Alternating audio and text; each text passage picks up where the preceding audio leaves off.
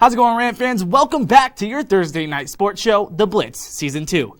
I'm Cameron Evig, filling in for Brendan Fairbairn tonight to get you up to date on everything going on in the world of Colorado sports. Tonight, we'll dribble into some men's hoops action to preview the CSU's opening matchup in the NIT before sliding onto the ice and an update on how the Avalanche are looking as the postseason gets closer and closer. With that all being said, let's jump right into it. Coming off their best conference record ever, it was surely disappointing for Ram fans everywhere when Coach Medved's squad found themselves on the outside looking in for the spot in the upcoming NCAA tournament. But while Selection Sunday may not have been a win for the CSU faithful, the afternoon wasn't a total loss either, with the Rams being recognized as the #1 seed in the storied National Invitation Tournament.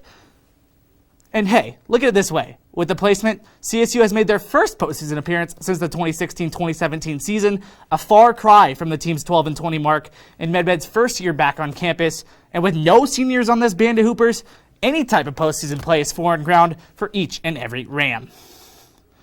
Speaking to CSU's inexperience in this type of situation, junior forward Adam Thistlewood said, "I've never been in this situation before, but I'm super excited that we at least get some postseason play. As time goes on, the next couple of days, we're going to realize how important this tournament is to us." End quote. Moving on to the first round matchup at hand, throughout nearly 120 years of Ram basketball, CSU has only faced Buffalo one time before, all the way back in 2008, making this rare matchup between the teams across the country a real exciting one to watch. Looking at some players to keep your eye out for, the duel at forward between Colorado State's David Roddy and Buffalo's Josh Mballa. Ram fans are well aware of number 21's impact on the court throughout the 2021 season. As only a sophomore, he was awarded All-Mountain West first team picked, thanks to leading his team with 16.1 points and 9.5 rebounds per game. If the 6'5" forward can impose his will inside on the boards, the Bulls will be in for a long one. On the imposing side, Buffalo's Josh Mballa won't be an easy obstacle to overcome either. Like Roddy, the junior led the team when it came to getting to the rack and rebounding, averaging 15.5 points per game and 10.9 boards throughout the season. And on the defensive end, the 6'7" freak was just as dominant, earning the honors as MAC Defensive Player of the Year and being nominated for the Lefty Dressel Award, which is given to the top defensive player in all of college basketball. David Roddy and the rest of the Rams will take on Josh Mballa and the Bulls in Dallas-Fort Worth tomorrow at 5 p.m. to reverse the tournament misfortunes in NIT play, or to see if this marks another early exit. Sliding from the court onto the ice, while the Avalanche may not have any fans in the stand this year, the Ball Arena was far from silent Tuesday night when the Avalanche beat the Anaheim Ducks 8-4. With how it ended up, you might not expect a slow start from the guys from Colorado, but that's exactly how this one started.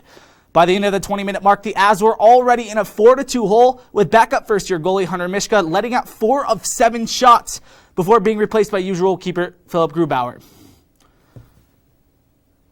But past the ongoing struggles for the rookie goaltender, letting in 18 shots in his last 5 games alone, the Avs offense fired on all cylinders, especially after the switch at goalie. After the disappointing first period, Colorado rallied back and scored 6 goals against the Ducks in the last 2 segments of action.